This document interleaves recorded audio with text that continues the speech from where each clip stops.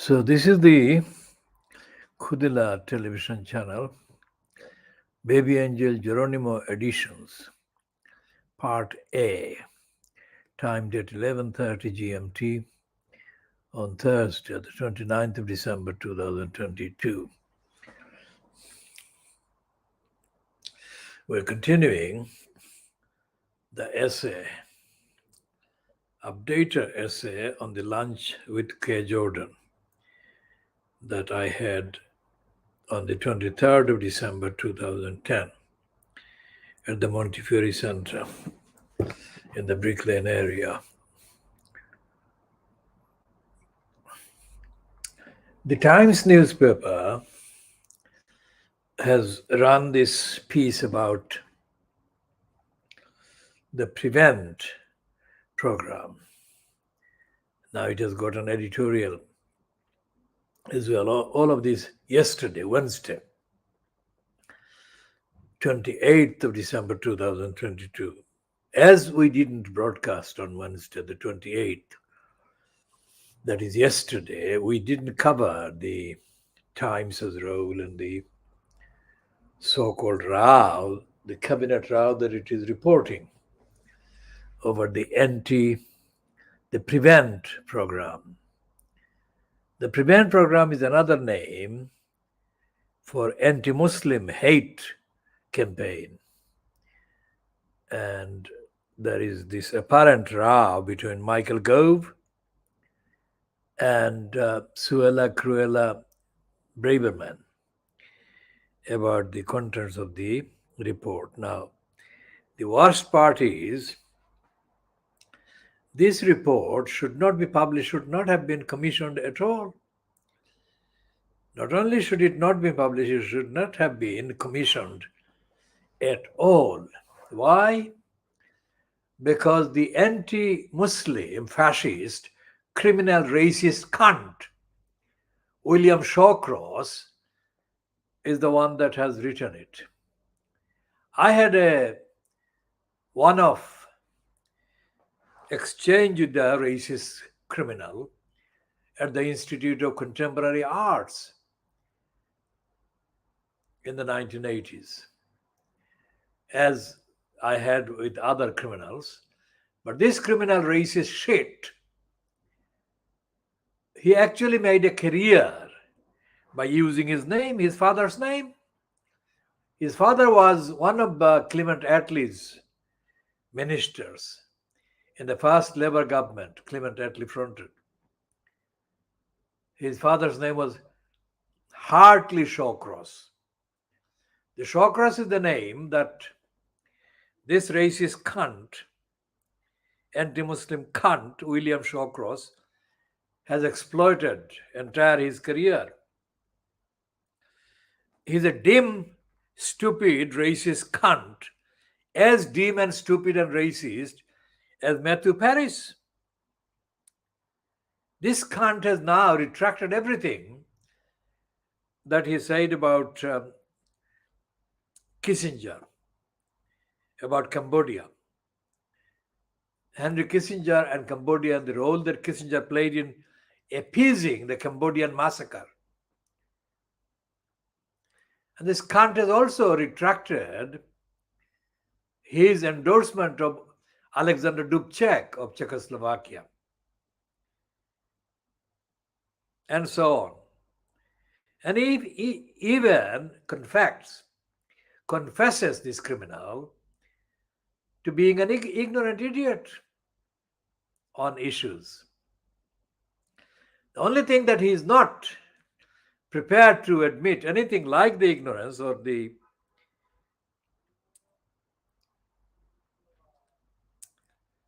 getting it wrong is about the incitement to hatred against Muslims at every level.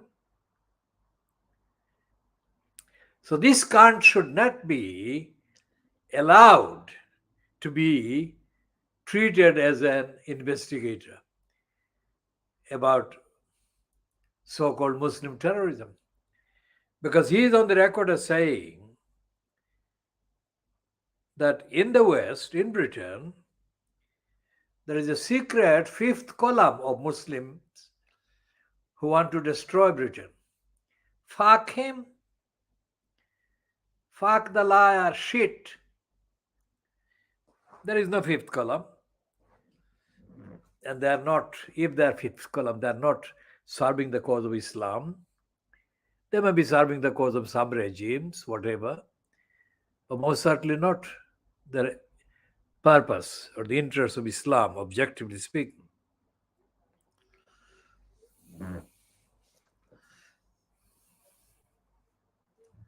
In the Times editorial, where is the fucking Times? Murdoch Times. They are saying that the delay is unacceptable. Delay in publishing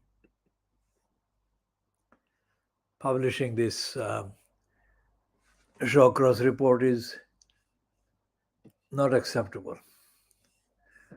And the reason why they're doing this is because of the involvement of the Murdoch criminal, Murdoch-fronted criminal Michael Gove. Gove wants the report published, whereas Cruella, Braverman doesn't. Now, the reason why Suella doesn't want it published is a bureaucratic one, to safeguard certain names, etc., etc. Nothing to do with any moral principles on Braverman's part. And the reason why Gove wants it published is because of what Shawcross has said, which is that Muslims are a threat to Britain. Now, the reason why Gove says it should be published also, is to do with Murdoch, who is an anti-Muslim hater, a hate inciter, racist liar. Gove serves Michael Dirty Digger Rupert Murdoch. None of that, none of what William Shawcross would ever say, none of what the Times would ever understand gets anywhere near telling the truth about what the Muslim-fronted morons are up to in places like the East London Mosque, the London Muslim Centre, etc. These are not only not against Britain, they are very much part of the British state operations.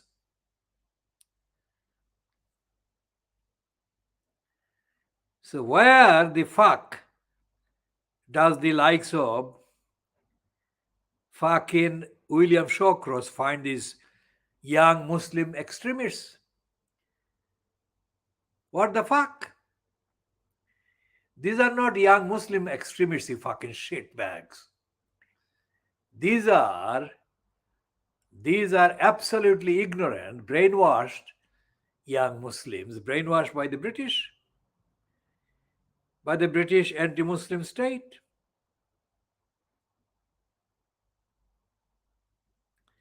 So the whole thing about the fucking Murdoch Times and the Murdoch Times report about the cabinet row on page 1 of yesterday's Times, absolute fiction. In any case, say for example the support that the fascist anti-Muslim criminal Shawcross has expressed for the waterboarding torture of Muslims in the likes of Guantanamo Bay. There is no evidence. There is absolutely no evidence whatsoever that waterboarding could be justified under any law. American, British, international. Secondly, there has been no evidence to show that any confession extracted by torture,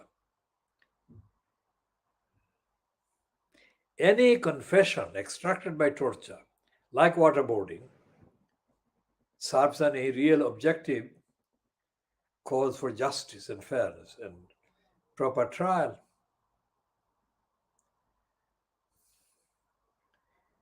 The waterboarding, notorious case of waterboarding of the Pakistani man called Khalid, who was kidnapped by the American CIA and then put in Guantanamo Bay, where they waterboarded him. His subsequent statements are among the latest evidence that waterboarding is a sadistic, satanic ritual, nothing to do with extracting the truth, but it is to oblige the purpose of Satan. So William Shawcross is the son of Satan. In effect, he may have been biological son of Hartley Shawcross, but in effect, in the career that he has satanically built up by exploiting the name of Shawcross, William Shawcross has been nothing but an agent of Satan. As described in the Holy Quran in Surah Al-Isra.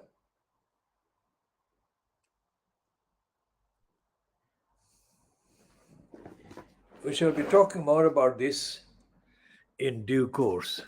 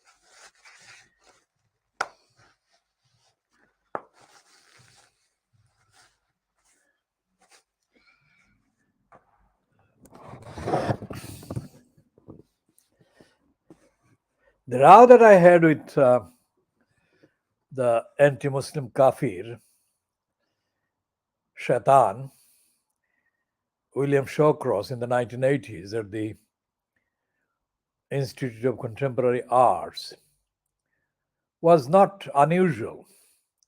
I had had similar rows with others, as I've said, including, of course, the Shaitan, Altaf Gohar, who served as a Shaitan, main Shaitan and satanic agent for Ayub Khan in Pakistan. And I had rows with a Shaitan from The Guardian, whom the private eye called Sweetie, Martin Sweetie, and other Shaitans, including the Shaitan Hanif Qureshi.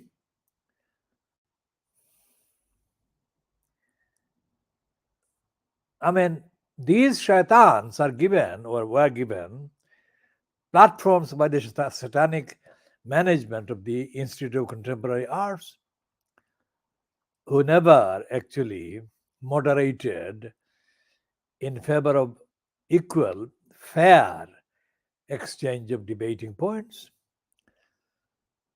So, in the case of Altaf Gohar the Shaitan, he was screaming at the top of his voice when I exposed him as a liar who had lied about the media. I had to expose him because not long after he had told me at another venue, because he had said that the Muslims in the West don't have or didn't have fair representation in the media in the West. So I said to him that given that he expressed the opinion at an event sponsored by the Saudi propaganda machine, fronted by Salim Azam, aided and abetted by a white woman who, for all intents and purposes, served as Salim Azam's mistress, called Christine. Given that the event was supported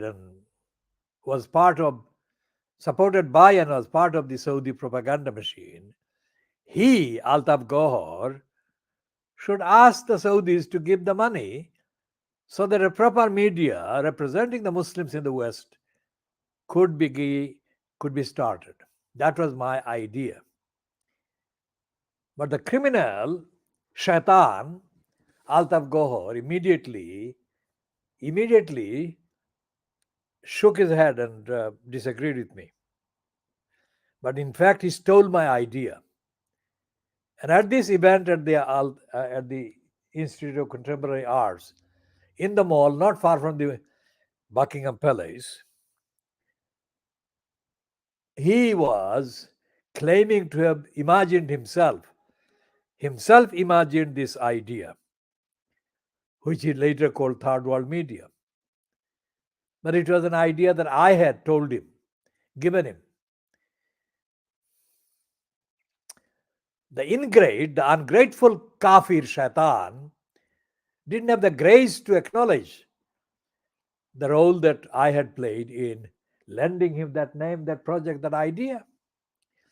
Instead, he was screaming at the top of his voice, the Shaitan, for exposing him as a liar, because I had said that he had told me that there was no prospect of a Muslim controlled or Muslim fronted media in the West. Not long ago, not more than a few months ago.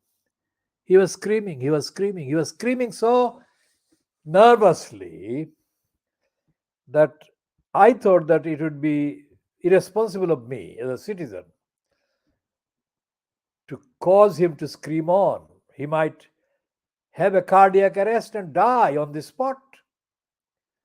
The Shaitan lived for a few more years until he got cancer and died in Pakistan. But he had done the damage. He did the third world media and he employed the likes of the Shaitan, George Alagit, the Sri Lankan George all of a git, the shit, got a job with the Shaitan's third world media, which he used to get a job in the Guardian. And then the job in the Guardian he used to get a job in the BBC, which is where he's going to spend his last days. This Alagit boy, shit boy, was involved as a parasite. One of the parasites that the National Union of Journalists, racist left wing cunts, had recruited was Alagit. His ethnic looked, and they thought that they could use him to make the claim that they were doing the diversity thing at an advanced stage. One of the ones that was involved in the project, East End News, was, of course, Adrian White. Adrian White is a completely unreliable individual who makes inflated claims about his intellectual depth. In a spiel Adrian White delivered on the 17th of December 2022 at the Stratford Library in London E15, he said that he didn't want to publish too many grim news about Newham. If the news was grim, if the reality was grim, how the fuck could a so-called self-appointed SWP wanker, Adrian White, deny the existence of the grimness? But that's how it is. We shall be continuing to update on the grim reality of the likes of Adrian White and draw some other parallels with the 1981 event in the Victoria Park Square based Eastern News. The only person at the Eastern News so-called collective that didn't agree with them and agreed with me was Kate Hamilton Bailey. Kate Hamilton Bailey was the daughter of a double barrel named Jock Hamilton Bailey of the British Army. And I think her brother, Ben Hamilton Bailey, died as well, not long after her. I had arranged with Ben to have a meeting and discuss Kate's legacy and work, etc. But sadly, before I could organize that, he died. So there are two other brothers, I think, of Kate's. And her sister, what's her name? Her sister's name, I'll remember Kate's sister's name and update the bulletin on that one. I have no idea as to what has happened to his sister, her sister. The Kate Hamilton Bailey had been to Cambridge. I think she has done English. And when she met me, and I met her in the beginning of the short period that we were involved in the Eastern News project, I mean, we agreed mostly on things. And we got on very well. Now, Kate later kind of made a career as a kind of writer under the theme of rough guides to Europe, etc., etc. She wrote about France and other countries, etc. And I think we disagreed at a point when I began to write against the post 1757 expansion of the British Empire in the subcontinent. And Kate thought that this was not a fruitful, productive kind of topic. which I, of course, completely disagreed about. Otherwise, she did base herself in mainly in France, and she had a cottage in Wales. And because of the, I think, view that she took that I was very determinedly anti-imperialist, anti-racist, we didn't keep in touch as often as we could. She would send notes, but then she stopped. And this silence continued until I discovered on the internet that she had passed away. Her passing away was to do with cancer. I shall talk about her cancer another time. Now, going back to the issue of the Stratford Library event where the Newham Voices had a supporters meeting on the 17th of December 2022. I think Adrian White confirmed everything I had said about the SWT Wankers and the NUJ and all the rest of it. He said he didn't want to publish too many grim news about Newham. So, what on earth was this Newham connections or voice about? What was it about? This is now 29th of December, 12 days since that event. And I've tried to speak to Adrian White once, asked him what was happening about the meeting. Was anything published by them online? And Adrian White said nothing had been published yet. It seemed to me from the kind of quietness of his voice that as far as Adrian White was concerned, Newham was absolutely perfect. There was nobody losing their home, nobody being denied care, nobody being treated cruelly by Newham Council. By Newham Council, of course, I meant the Newham Council employees. And this is where the issue of the United Nations envoy on poverty and housing shortage, whatever, Philip Alston, becomes relevant again. At a meeting held in November 2018 in the Barking Road, Roxana Fiaz, then only recently elected executive mayor, staged a stunt at the meeting.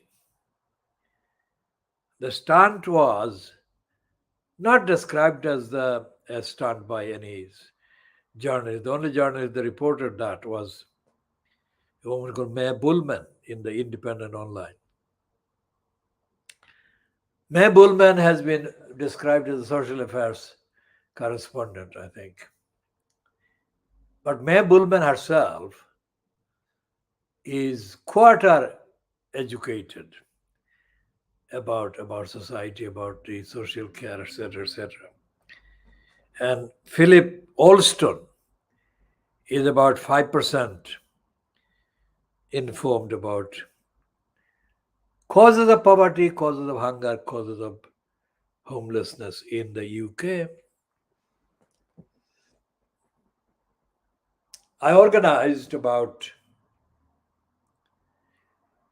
150 pages of denunciation of Newham Council based on itemized Newham Council failures. And I sent Philip Alston a copy of that. Ironically, Philip Alston had a woman involved with him at the center at the University of New York, whose surname was Bullman as well. I don't know whether the Mayor Bullman of the Independent in London is in any way connected to the Bullman in the New York, USA office of the UN expert.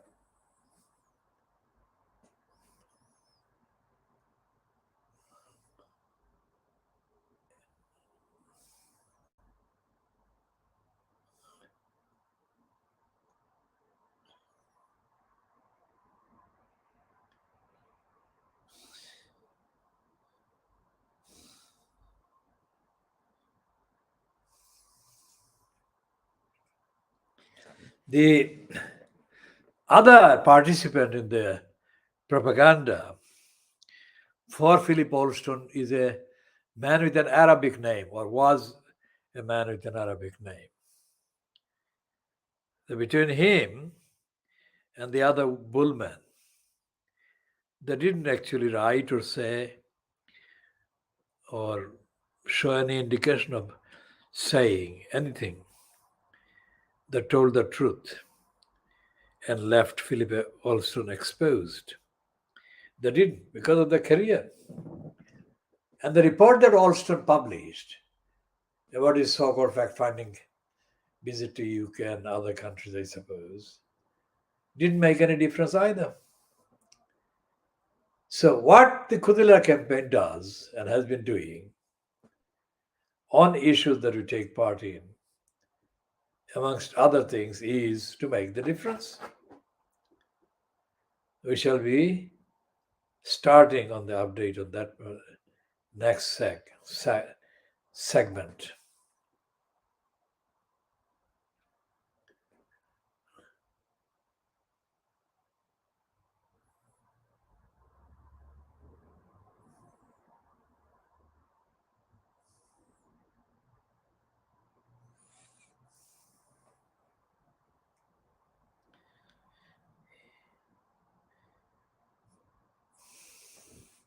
So we shall be bringing an end to this 132 minutes and continue in the later editions.